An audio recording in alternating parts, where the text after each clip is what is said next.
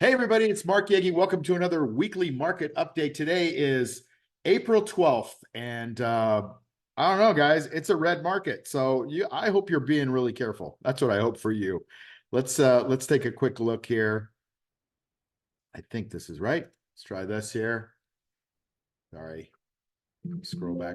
Just got off my mastermind call and have all these slides. So, all right. So this is the long game. Zooming out and looking at this market. We haven't been red in 7 months. So this has been hopefully a time that most people here have been making money.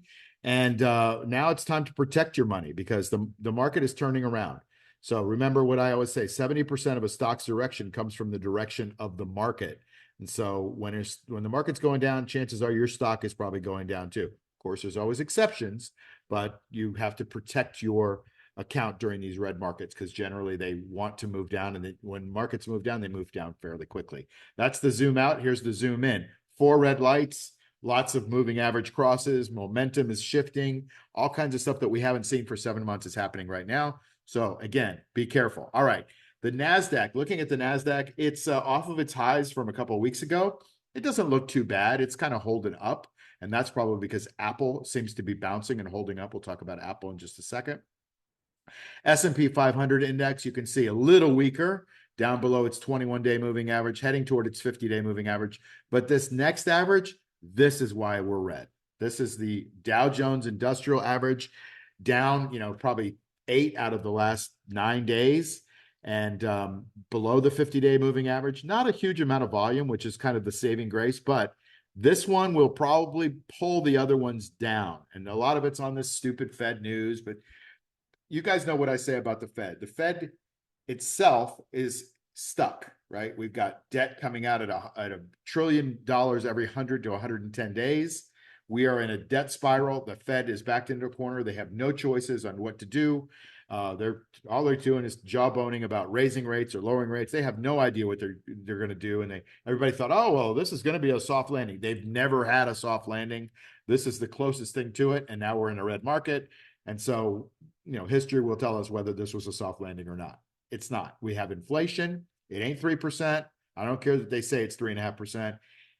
Trust me, I just did an analysis on eggs. Eggs are up 20% a year in the last 5 years. Period. End of story. There's no 3% inflation. I don't care what targets they tell you they're trying to strive for. You know how much you're paying for cars, for houses, for gas, for food, all the things that are important to you, for a martini, a steak. Everything is expensive, and it ain't up 2 to 3%. So let them lie to you all they want because you know better, you're smarter. And what that means is rates are not going to come down because the market's setting the rates. The Fed can't even set rates anymore. And so what's happening is rates are going up because the market's like, we know that there's real inflation, which means treasuries are going down, which means watch out if you're in banks because treasuries going down is bad for banks' balance sheets. Now, the Fed will come in and bail all of them out. And it's actually going to be the Treasury that's bailing all of them out, not the Fed this time. So very quietly, Janet Yellen, who's the Secretary of the Treasury, is printing money in her own way to buy treasuries because the government needs money to survive. And the Fed doesn't want to come out and say in an election year that we're going to be just printing tons of money. We know that somebody's printing money, and it's the Treasury right now. So be careful with that. But you're seeing it in the stock market now because that lousy 3.5% year over year was higher than expected on Fed. Okay, enough Fed. All right, the New York Stock Exchange kind of doing a similar thing to the Dow, a little stronger, and it's basically hitting the 50-day moving average today. We'll see how it handles that. I suspect, by the way, overall, in a macro sense, whatever printing happens, if you're in assets, stocks, bonds, not bonds, forget bonds, stocks, Bitcoin, gold, you're seeing a huge amount of interest in gold and silver these days. The commodity plays and oil are in play right now. So that's why, because it's an inflationary environment. So money moves toward things that are hard assets and not soft assets. Okay. Look at the VIX. The volatility chart is at a high that we haven't seen in a long time. It's up in the 18s. We've been down in the 11s and 12s over the last several months. And now all of a sudden the market's getting a little skittish and things are going crazy. Things are changing. And when they change, you have to change. All right, the oil index, like I told you, this oil index is spiking. Pretty big spike too, like I don't know, 10, certainly a 10% spike, maybe 15. The gold index, look at the gold bugs off of its lows from 200 to 280. That's a big move. That's a big, big move. And so that's interest in money going into gold. Money is going into assets and commodities, and you're seeing it there on that chart. The Treasury is the opposite, right? And interest rates go up, and the interest rate environment's not favorable for Treasuries. You see a sell-off in Treasuries. We're down in 3 years since June of 2020 at a high of, let's call it 170. We're heading down to $80. We're heading toward that. I don't know if it hit 80. It'll probably hit 82. That's where we're going, guys. We're going down, 50% from the highs. Bear market is in spades in the Treasuries. I hope you're not sitting there hoping the Treasury market's going to bounce. I don't see a bounce. It's only paying 3.5%, 4% anyway, and that's not even keeping up with inflation. So you've got to keep up with inflation. Otherwise, you're just losing your purchasing power. You'll wake up in retirement and realize you don't really have any money that goes anywhere, right? Everything's expensive. All right, Apple. Look at Apple today and yesterday. Yesterday, it had a huge volume bounce off of its lows, recent lows. There's something going on. Apple, announced the M4 chip, which is faster than anything in the world or whatever. And so everybody kind of was looking for a capitulation event. I think we're going to have a hammer candle in Apple this week, and that's exciting if you're an Apple holder. And we should get a bounce back up. We are above the 50. We're probably going to go back to the 200, even in a red market. So sometimes you have these stocks which are diverging from what the markets are doing. Apple seems to be one of them, and it's down a little bit today, or down from its highs today. But there's something going on in Apple when you get a high volume bounce off the bottom. That's a capitulation candle. Tesla, different story. At least it's stopped going down. I mean, this stock is down $140 from its recent highs of $300. But it's got a great company story. It's got a lousy chart, and the chart reflects its earnings, which compressed margins and earnings compression is causing a problem in the stock. So, Tesla's having some issues.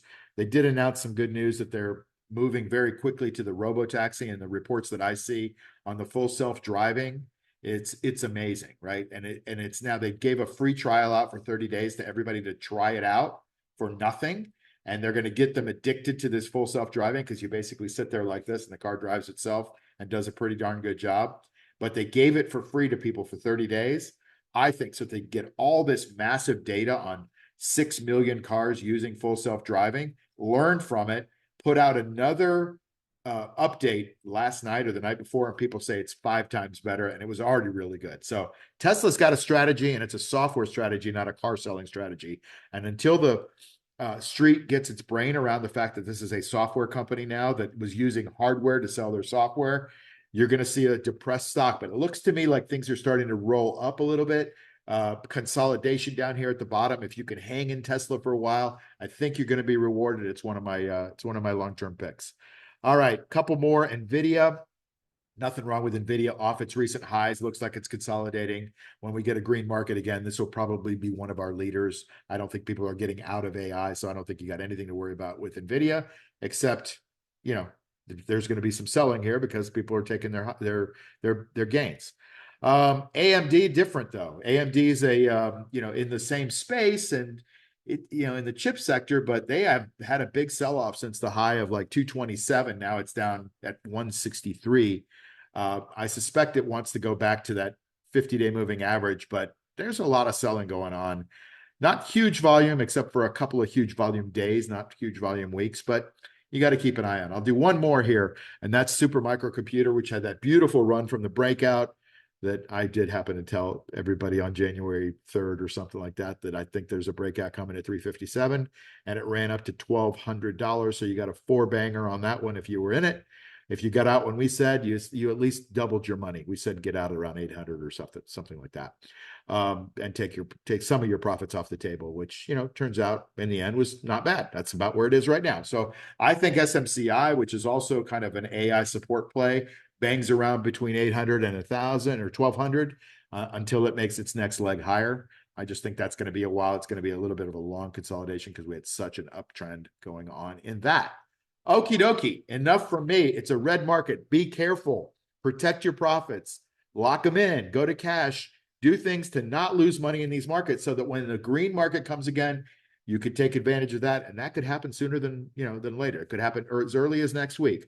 But right now we're red, so you have to respect the market. Have a great weekend. I'll see you on the next weekly stock market update. By the way, if you like what we're doing here and you're watching on YouTube or Rumble, subscribe, like the channel, subscribe to the channel, give me a comment, tell me I'm doing something right, or if you got something you want me to see or that you want to see that I can help you with, great. I'm happy to help. I love comments. I'll let it go with that and have a great weekend, and I'll see you next week. Take care.